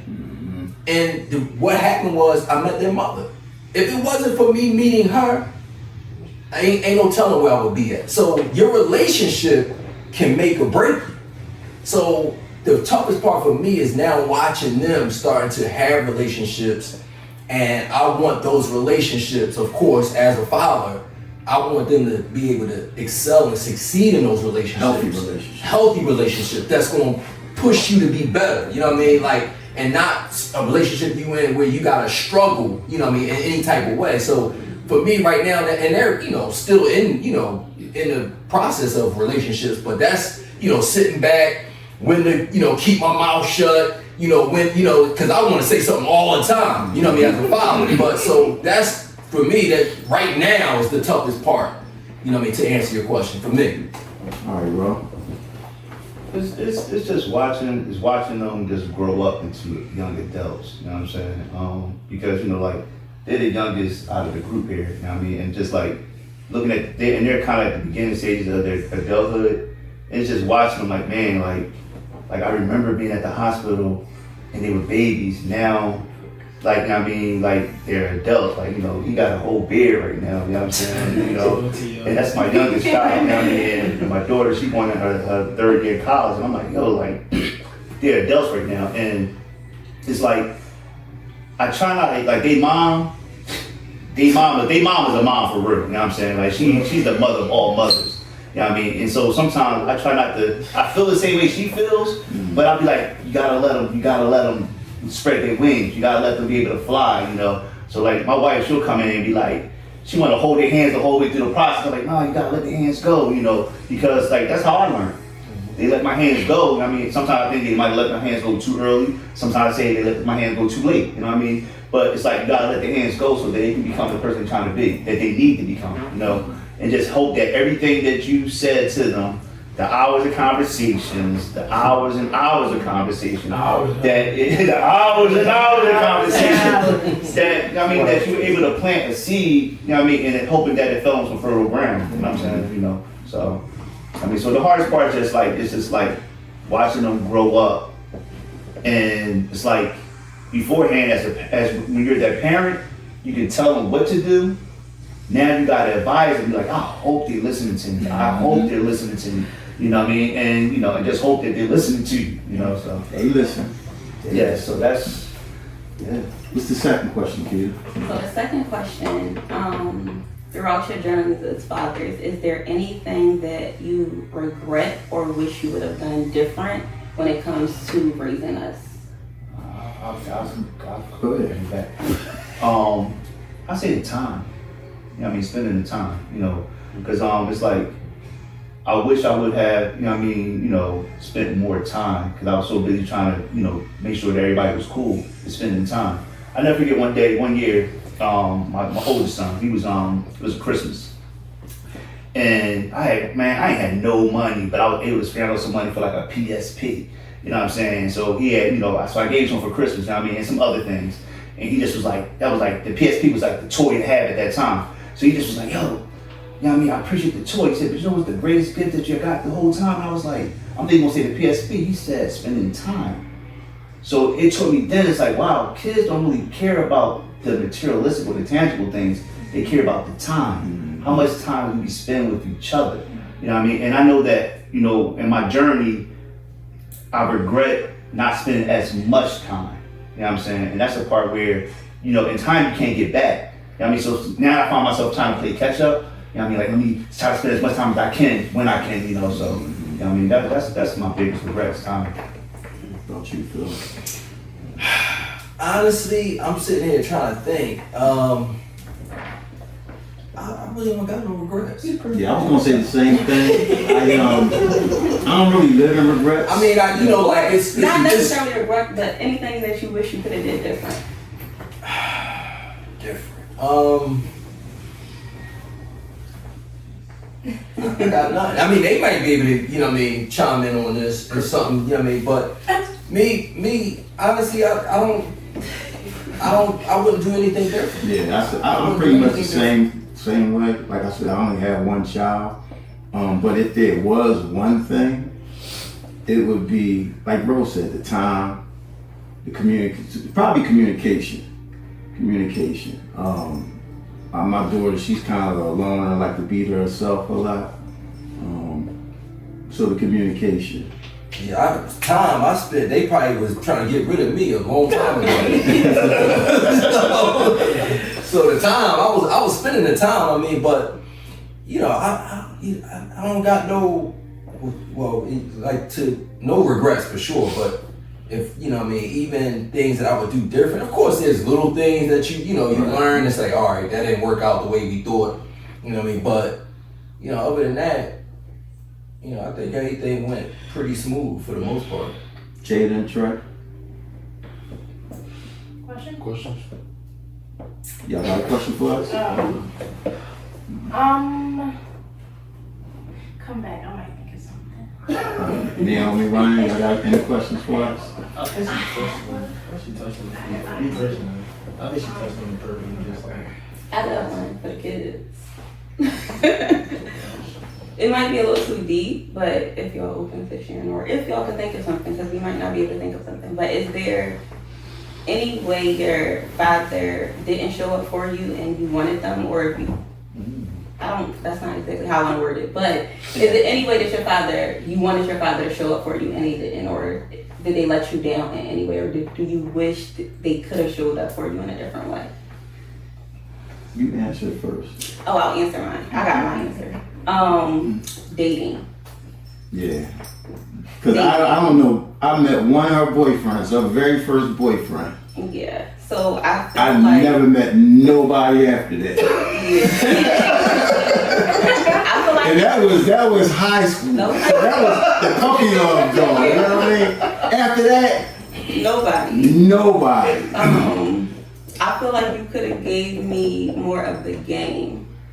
Set me down, schooled me a little bit more. Because we didn't really talk about the real aspects of dating, relationship. Like, I'm talking about like real, not puppy love high school, Right. but throughout like my 20s, when stuff started to get real, when you start to really have those experiences. And that was when I was running around. Right, I was so- running around the world. So I wasn't there physically. You know what I mean? Yeah. So I didn't even have I didn't have that chance, and I regret that.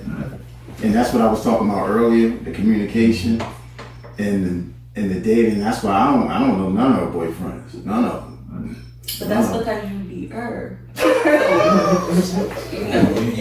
was with the first one. You was like Will Smith and Martin.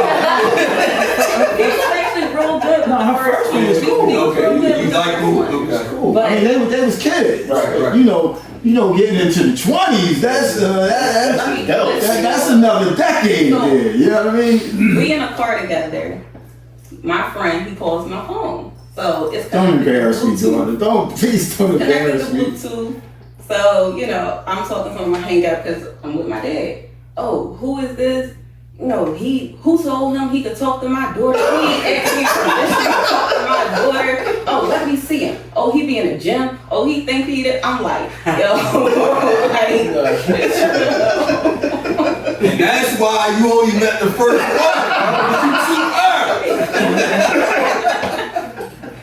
Can I say? So yeah, that would be my one thing is, I wish you would have just schooled me a little bit more when it comes to dating. I think I did pretty good, learned a lot, but it's nothing like having, as a girl, it's nothing like having a man's, especially your father's point of view, because I feel like, one, my dad had already instilled in me real high standards, so from the door, it's high, but men play games. It's nothing like learning that from a man. So it's like, stuff like that is, I do wish that we would have had that. We gonna talk. I think I'm pretty good now. I probably could write a book now. Any of y'all had any experience like that with your fathers? No. Oh, so I'm thank you, John. Thank you. No, well, that's just that. But the question is. No, that was her question. Yeah, but it could be something. That her answer was just dating. It don't have to be dating. No. It could be anything. Anything, yeah. Anything. I mean, I don't have anything where I'm just like, I wish you would have did this, that, and the third. Like, maybe that if you would have asked me like in high school or something like that, I probably would have like an answer. But like for me now, it's like I feel like everything that happened for a reason. Right. So it's like I don't hold any. Not saying that like hold anything against it, but it's just like I don't personally just think about something bigly like, oh, you should have did this, that, and the third, because it made me more independent in certain senses. So it was like, I still got love for my dad. I still come to my dad for everything, but it wasn't like I was relying on something like that. It's a good answer. I like that. I'd probably say he could have schooled me more on credit and how to build my credit, and because when I was young, he always used to tell me don't touch it, don't mess up your credit. That's pretty much everything he told me until I got older and learned more about my credit and stuff like that, how to build it and stuff like that. So that's pretty much it. Wow, Me. that's a good one. That's a real good one. And it's funny because it's like, sidebar a little bit. It's like, to me, it's like they need to teach that in school. Yeah. You know what I'm saying? Where Well, first and foremost, we had to learn. right. Because we come from a generation where we didn't know a lot about that Exactly, stuff. So Yeah, so to be able to teach, it's like, we done made the mistakes, and that's going back to, the parenting part. We done made the mistakes. I mean, like, yo, please don't make this mistake. Especially while you're still young. Because now you figure, if you think about it, you mess your credit up, right? 7 years. The average person lives about 70, well, a little older now, but that means that you got 10 intervals of 7 from birth to 70. You know what I'm saying? So you don't got a lot of time to really like mess up and keep trying to fix it. You know what I'm saying? You're like, oh damn, I gotta keep fixing. It's like you don't got that much time. You know what I'm saying? So it's like you gotta, once you get to a point where it's cool, you just gotta keep rolling with it, man. You just gotta roll with it. And I mean, to his point, honestly, like I probably didn't learn myself, like really learn, until I want to say maybe, I don't know, maybe about 15 years ago. Yeah. I mean, like really learn. Like I've sat into a seminar. You know what I mean? We were like in a class to learn about finances, and you know what I mean. And it was an aha. Matter of fact, and it was a whole book. You know, we had all types of stuff, but it was a book, and it was one part of that book that was like the biggest aha moment for me out of the whole class. You know, wrapped around finances, and the guy said he talking about a budget, and up until that class, about 15 years ago, maybe 15 years ago, man, we had never had a budget. We always we was well with money because we lived below our means and we just did whatever we wanted. But a budget? No, we ain't got no budget. And I'm reading this book, and the guy said, what a budget is. He said a budget, you know, everybody think negative about a budget. Like it's going, you know what I mean, I'm gonna be constrained and I gotta, you know. But he was like, no, all a budget is you telling your money where to go instead of wondering where it went. And when I read that, I was like, wow, I never had a budget, yo. But that was like a big aha moment, because you know how you look at the end of the year, you like, yo, I made. Where'd my money go? Where did it go? You're like, what did I do with it? You're like, all right, I might got a couple little things, but the most of it, like, where's that? Yeah. But if you got a budget, you telling it where to go, instead of at the end of the year you wondering where it went. So, you know, to what y'all saying is, you know, sometimes we gotta learn this stuff and then pass it on. So now y'all in a position where y'all make sure y'all pass it on early, because as we saying right now, they ain't teaching in school, which is what should be happening. They teaching a whole bunch of stuff in school that y'all seeing now. Y'all ain't utilizing a lot of that stuff that we learned in school. But finances and how to be better with money, everybody. They don't want us to know that. You know what I mean? So that's the disadvantage we got. But you know, I always say that as parents, as kids, we gotta give our parents grace too, because they only could do what they could do with what they knew. So it's like, if they didn't know something, it's not much that they could have taught us. So it's up to us to, you know, learn it and then pass it on to the next generation, like you said. But I think that y'all did phenomenal jobs as parents, especially coming from the generation y'all came from, the lifestyle that y'all had prior to having us. I think that y'all did amazing jobs with what y'all did instill in us. Thank you, Dora. We appreciate that. And all of y'all kids are great, amazing kids. I watched all y'all grow up. I'm proud of every single one of y'all. You know what I mean? Trey, you're doing a great job as a father. A lot of responsibilities over. You know, we got your back no matter what. Got 3. Much props to Trey Vaughn. Just gotta put that out there. That's what's up, though. I'm gonna ask y'all kids, if we had to switch. I'm gonna ask them a question, man. Go ahead. You being a father for like the last 4 years, man. Happy Father's Day to you, man. Like you giving love to your dad, but you a dad yourself, man.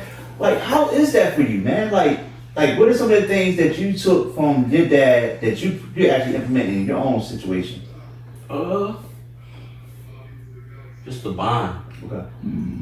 Trying to have a bond, just trying to be there as much as I can.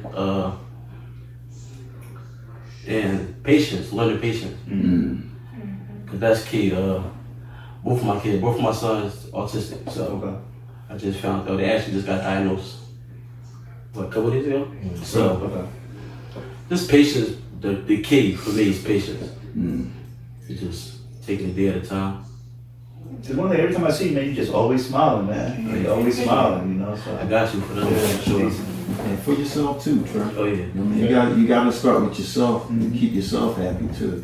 It's important to take care of your kids, but you gotta be right within yourself too. Because if you ain't right within yourself, you can't be right for them. You know, that energy, that transferring that energy is real. So always keep that in mind, man. You gotta make some time for your mental and your happiness. So let's give it up for Trey. Good job, young buck. Alright, this is what I want to ask y'all. If we had to switch the roles for the day, we was the kids, what would y'all do as a dad? Let's go down. So there's these new shoes I want. I would definitely buy them. So then the next day I can have them. I'll show you later. Ryan? I was about to go. You the dad and he the son. I was about to go down there, but honestly, I don't even know what to do. I'll probably just be like, cause like we have conversations, like. Would you do some of the same things he did with you, or would you do some things different? I don't know. I would go back to like, what's it called? When I was like 14 or something like that, and just give myself buckets. He couldn't beat me then, but I'm just saying, like, hypothetically speaking. If my skills transfer too, I give myself buckets. Okay. What about you, Peter? If I was the dad and you was the child, Yep. Play baseball. Yeah, play baseball. She know that's my dream. Yeah. Play baseball with me. That's a good one. Trey and Jada. So if I was the dad. Yeah, if you were dad and he was the child, what would you do? The same thing he's doing now, being supportive. Okay. Answering every phone call. Mm-hmm. Helping out. And yeah. He kind Sure. of just slightly staying off the way too. 24 hours? Birthday nervous. That's what I wanted to hear. That's the kind of answer I wanted to hear. That fact, when we cut that grass, come in with this pool. Shout to his room, you know what I mean? Yo, go do this. That's what I wanted to hear right there. Y'all being modest. Y'all being modest. Y'all gotta get, this was y'all the chance to get y'all revenge right there. Thanks, Trey. There you go. That's the answer I wanted to hear, y'all. That's what's up. What you say, Ryan? I'm changing my answer. You want to change? Go ahead and change it now. There we go. Go ahead and get it out. No, but I want to ask y'all here. What kind of relationship do you hope to have with your kids one day? If y'all have any. Or plan to have any. You plan to have any kids, Dora? I mean, not really, but if it happens, you know. Jada? It happens. That's a little far out in the future. Far in the future. I think it's a little far out, definitely for you, man. Yeah. We ain't talking no kids over there with you, baby girl. Y'all got any questions, Phil? I know y'all have some questions too, right? Bro, you got anything to ask the kids? No, I mean, I could definitely find some stuff out. But So I got one question. It's to the age-old, running joke, but I want to hear from the kids' perspective. Do y'all believe that Father's Day is celebrated as Mother's Day is? Do y'all think that is a difference in? Yeah, I think so. Hold on, let me stop y'all right there. I'm glad you brought that up. I'm gonna show you up. Yeah. Well, before we go into that was something I did want to bring. I'm glad you brought it up. And I think all of us can attest and agree to this. We never had a bad Father's Day. oh yeah. And all our Father's Day was just as equals as the mother's. So, I mean, thank you, daughter. Thank y'all, you know what I mean, for treating us as equal as the mothers. So I know we can say that. Yeah. There's a lot of men out there that can't say that, but we definitely can say we're celebrated every Father's Day, just as much as the mothers. I mean, we way beyond socks and drawers. No, we don't get socks and drawers. Yeah, no. we get gifts. We get Gucci, Louis Vuittons, and polos, and yeah, we get the good stuff. Yeah. We get the good stuff. That was a good one, though. I think on a general scale it is. I'm thinking like general like wise, society, like society wise, I definitely think it's like when people hear Mother's Day, it's like, oh, like Mother's Day, and it's like Father's Day, they're like, okay, that's what's up. Just like, it's like my dad, like, I mean, my pop's there. I like my dad, I love my dad, so I'm like, I want to go ahead and let it know that he's celebrated, but you know, society, you know, it's a little different. How y'all feel about doing this episode with us? Oh, that was cool. Y'all liked it? Was it what y'all expected? Yeah. Was it? Okay.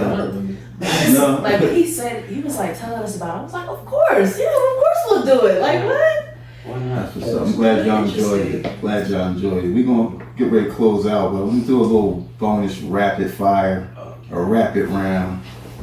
And we're gonna go through this real quick.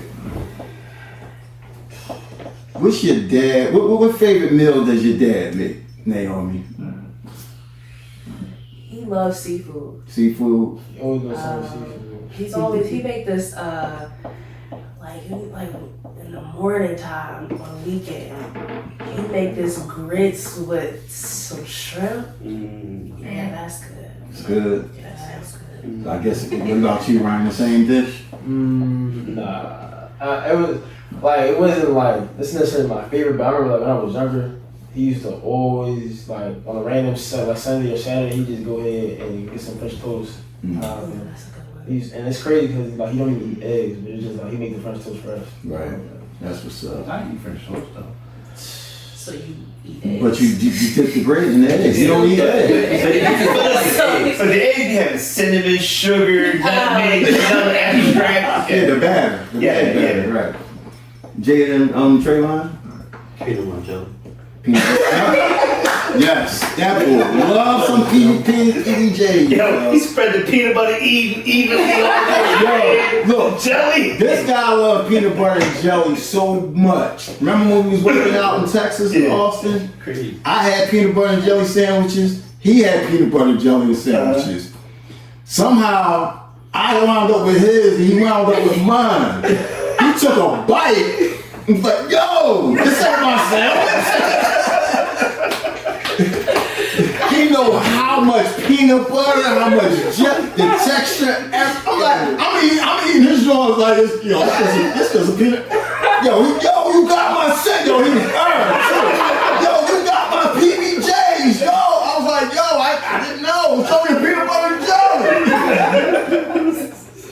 That's crazy you said that. Keita. You ain't really cook. Oh, I know. You just started cooking, so. Yeah, her mom spoiled me. I didn't have to cook breakfast, lunch, or dinner, so. Yeah, he ain't do no cooking. I never had to cook. When it's my time to cook, People work it are out. That's when it's my time to cook. All right, here's a good one. What's your dad? Your most dad outfit? What's the most outfits he owns? Dad outfits. What's dad outfits? Mm-hmm. I'm trying to think of the most. The outfit he wear just scream like you're a dad. I'm trying to think. Like, I'm trying to think what's that though. it's like something that's just like real like you wouldn't wear that like that only meant for him. Like. And do we got any of those? I'm not gonna lie. For me, it's just any time he wears like. Cause you know your dad think he that boy when he put the clothes on. She just said no. He has this green. Rocket Ain't no he got this green. No, he got this green polo sweatsuit with the white stripe down it. You know, when he wear it, he feels like so official. And I'm like, and it's cool. It's a great outfit. But I'm like, that's just not me. Like, that ain't hitting for me, huh? When I wear that, we said like, yo, dad, you going to a barbecue? That's a barbecue. You got an outfit, Naomi, for It's not really an outfit. It's more so his shoe choices. yo, I Like, know. Okay. you know, I remember he showed me these, and I was like, nah, don't get. Oh, she's here. Yeah, and then there was this other pair he wear. They're like orange with a little green, like an olive green. I'm like, That's the ones you got me. huh? Y'all got me though. No, no. I'm about to say, no, I didn't do that. No, I don't think we did. No, wait, let me tell you now I think about it. We did get you that, but we were in our head, we were like this.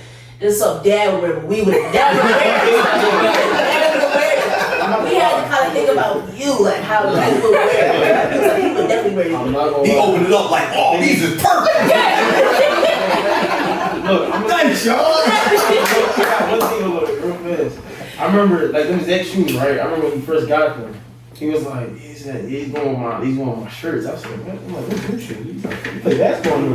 They tried to give them to me. I said, bet. I'm about to go to the court with him. He's like, what you doing? Oh, what you doing? I'm like, I'm about to play basketball shoes. He's like, nah. I was like, you got me back. All right, Jaden, Trey.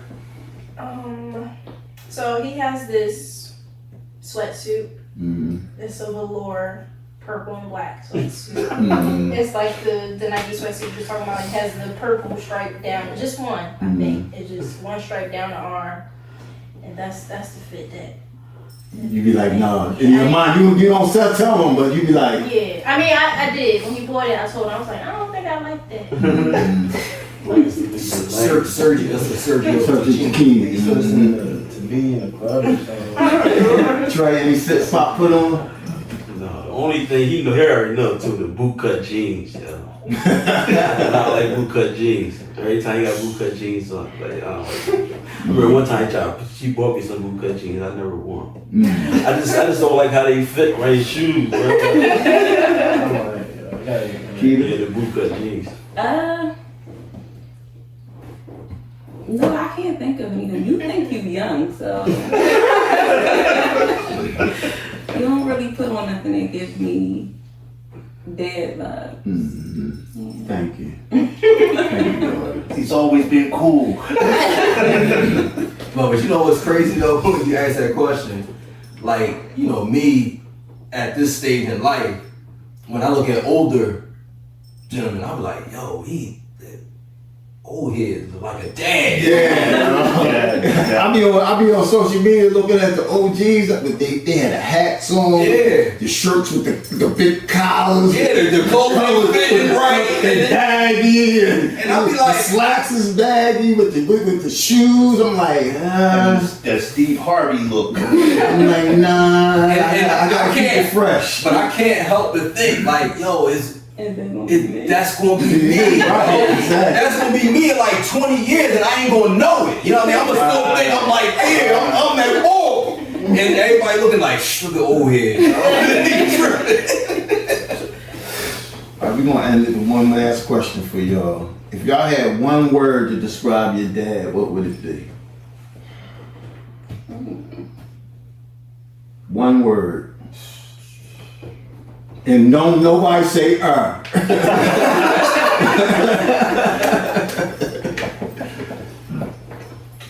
Whoever get it, y'all just go ahead and say it. I'll say supportive. Okay. Yeah. That's a good one. One word, y'all. There's a couple different words I'm thinking of right now. This!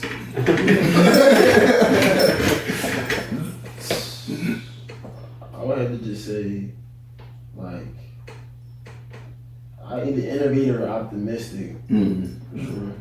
Well, optimistic is a good word. Optimistic is a good one for your dad. I like that one for him. That's a really good word.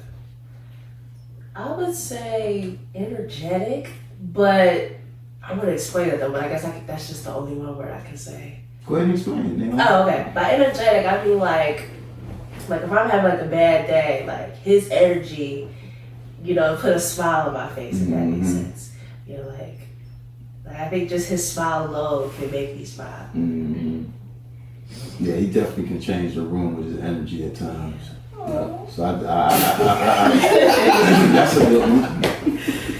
All right, Peter. There's so many words to describe you. Don't say That's the number one. I'm gonna go with driven. Mm. Yeah, I'm gonna go with driven, ambitious. That's pretty accurate too. I think so. For sure. I appreciate it, dog. I agree with you. Definitely agree with you.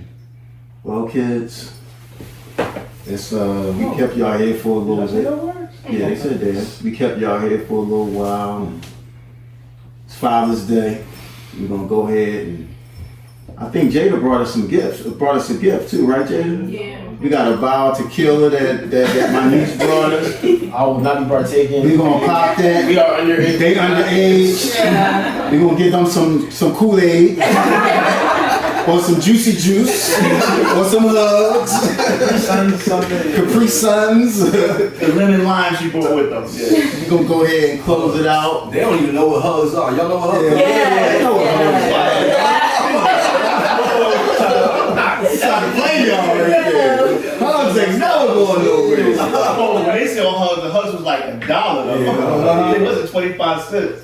We're gonna let them go ahead and do their thing. It's, you know, it's a Sunday, Father's Day. Like I said, happy Father's Day to everybody. Happy Father's Day.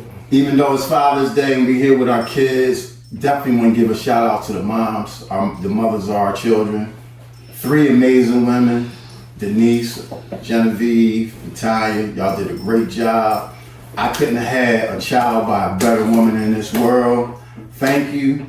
On that note, we're going to wrap it up. Make sure y'all like, subscribe, comment, check out some of the past episodes. Tune in for us on our next episode. And on that note, we're at the pod. Like we say, we out. Peace. Peace.